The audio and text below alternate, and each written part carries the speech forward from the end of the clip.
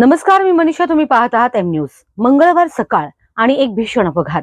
कल्याण अहिल्यानगर महामार्ग पुन्हा एकदा रक्तानं माखला गेला. एसटी बस आणि स्कॉर्पिओ गाडीची समोरासमोर धडक आणि क्षणात 4 जणांचा जागीच मृत्यू, तर 4 जण गंभीर जखमी.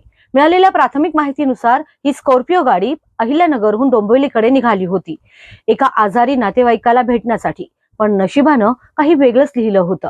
माळशेज घाटाजवळील वळणदार रस्त्यावर समोरून येणाऱ्या एसटी बस सोबत जोरदार धडक झाली. धडक इतकी भीषण होती की गाडीचा पुढचा भाग अक्षरशः चिरडला गेला. काही प्रवासी गाडीतून बाहेर फेकले गेले आणि 4 जणांनी जागीच प्राण गमावले. कल्पना करा, एक कुटुंब, एक प्रवास आणि काही सेकंदात सगळं संपलं. जखमींमध्ये लहान मुलांचाही समावेश आहे.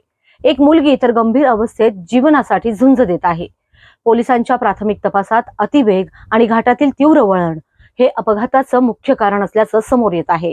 हा तोच महामार्ग आहे जिथे काही दिवसांपूर्वीच अशाच अपघातात 11 जणांचा मृत्यू झाला होता. मग प्रश्न असा, हा रस्ता आहे की मृत्यूचा सापळा?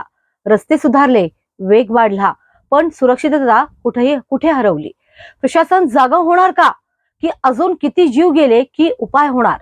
आजचा हा अपघात फक्त एक बातमी नाही, हा इशारा आहे, वेगावर नियंत्रण ठेवा, कारण पुढचा नंबर कुणाचा सांगता येत नाही.